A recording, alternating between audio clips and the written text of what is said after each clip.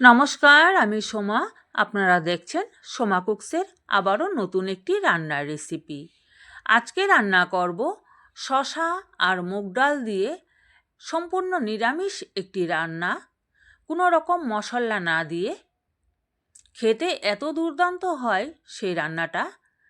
চলুন দেখে নেওয়া যাক আমি কিভাবে সেই রান্নাটা করি। এখানে আমি যেগুলো লোকাল শসা, সেই লোকাল শসাগুলো আমি নিয়ে নিয়েছি 4 পিসের মতো।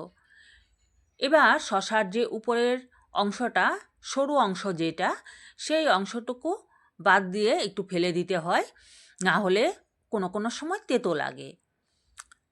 সেই জায়গাটা একটু বেশি করে ফেলে দিলে শসা তেতো লাগে না। এই জায়গাটা ফেলে দিয়ে আমি এগুলোকে সুন্দর করে কেটে নেব। আর সঙ্গে নিয়েছি 1 কাপ মুগ ডাল। এই যে দেখুন, শসাগুলোকে আমি এইভাবে কেটে নিয়েছি।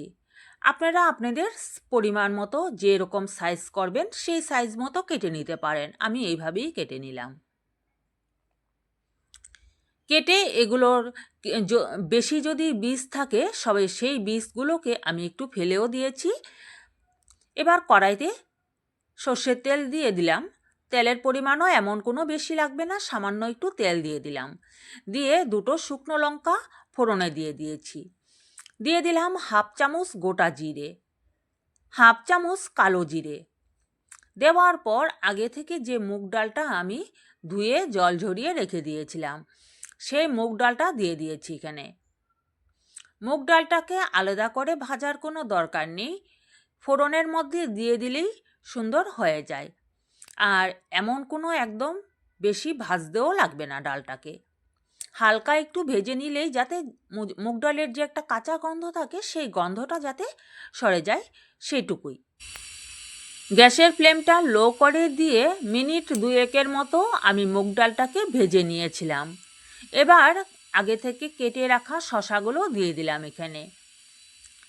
এই রান্নাটায় কিন্তু আমি কোনো রকম জল দেব না।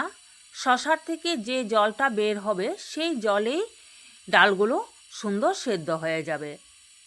এবার আমি দিয়ে দিচ্ছি পরিমাণ মতো নুন আর সামান্য একটু হলুদ গুঁড়ো। নুনটা একটু বুঝে দিতে হবে। শসা দিয়ে যেহেতু এটা নিরামিষ একটা রান্না, নিরামিষ রান্নায় কিন্তু নুনের পরিমাণটা একটু যদি মিষ্টতা স্বাদ থাকে তবে কিন্তু নিরামিষ রান্না খেতে বেশি ভালো লাগে। গ্যাসের ফ্লেমটা একদম লো করে দিয়ে আমি মিনিট খানেকের মতো 2-1 মতো আমি এটাকে ঢাকা দিয়ে রেখে দিয়েছিলাম। মাঝখানে আমি একবার একটু নেড়ে দিয়েছি। শসা থেকে নুন দেওয়ার পর যে জলটা বের হয়েছে সেই জলেই কিন্তু আমার মুগ ডালটা সেদ্ধ হয়ে গেছে। ডালগুলো আমি হাতে ধরে রেখেছি, ডালগুলো সেদ্ধ হবে কিন্তু একদম পুরোপুরি গলে যাবে না। এদিকে আমি একটা ফ্রাই প্যান বসিয়ে দিলাম। এইটার মধ্যে দিয়ে দেব সামান্য পরিমাণ সর্ষের তেল। তেলটা গরম হয়ে যাওয়ার পর আমি ওর মধ্যে দিয়ে দিচ্ছি কিছুটা আদা গ্রেট করে রেখেছি, সেই আদা কুচিটা। কেউ আপনারা যদি একদম খুব মিহি করে কুচিয়ে নিতে পারেন তো কুচিয়ে নেবেন, আমি একটু গ্রেট করে নিলাম। খানিকক্ষণ একটু নেড়ে চেড়ে দিয়ে দিলাম কয়টা কারি পাতা। এই যে কারি পাতা কয়টা আমি ধুয়ে ভালো করে এখানে তেলের মধ্যে দিয়ে দিয়েছি। কারি পাতাটা যাতে একদম কালো না হয়ে যায়, মানে সবুজ রঙটা যখন থাকবে তখনই আমি গ্যাসটা অফ করে দেব। দিয়ে সেই যে মশলাটা এবার আদা আর কারি পাতাটা আমি এখানে তরকারিটার মধ্যে ঢেলে দেব।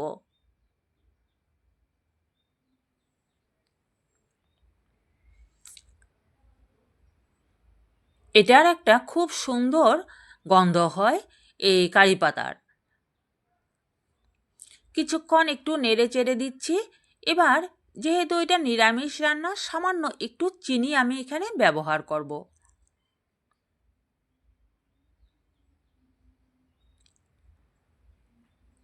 আর কোনো রকম মশলা কিন্তু আমি ওর মধ্যে দেইনি। এটা খুব সুন্দর একটা রেসিপি। আমি এখানে লঙ্কাও দিলাম না। আপনারা চাইলে একটা লঙ্কা বা 2টো লঙ্কা দিতে পারেন, কারণ আমি শুকনো লঙ্কাগুলোকে ফাটিয়ে দিয়েছি। ওর মধ্যে থেকে যে ঝালটা বের হবে তাতেই যথেষ্ট। কিছুক্ষণের জন্য আমি কড়াইয়ের মধ্যে রেখেই আমি একটু ঢাকা দিয়ে রেখে দিয়েছিলাম। তারপর এটাকে আমি একটা বাটিতে তুলে নিচ্ছি। তবে কেমন লাগলো বন্ধুরা আমার আজকের এই রান্নার রেসিপিটা অবশ্যই কমেন্ট করে জানাবেন। এটা কিন্তু গরমে প্রথম পাতে খুব ভালো লাগে খেতে। তবে আপনি যদি আমার চ্যানেলে নতুন বন্ধু হয়ে থাকেন তবে অবশ্যই আমার চ্যানেলটিকে সাবস্ক্রাইব করে পাশে থাকা বেল নোটিফিকেশনটি অল করে দিয়ে আমার সঙ্গে থেকে যাবেন। আর পুরনো বন্ধুদের জানাই অনেক ধন্যবাদ, ভালোবাসা এইভাবেই সঙ্গে থাকার জন্য আর সাপোর্ট করার জন্য।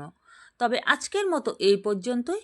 আবারও নিয়ে আসবো অন্য কোনো দিন অন্যরকম রান্নার রেসিপির সাথে। ততক্ষণের জন্য আপনারা সকলে ভালো থাকবেন, সুস্থ থাকবেন আর সাবধানে থাকবেন। আজকের মতো বাই বাই।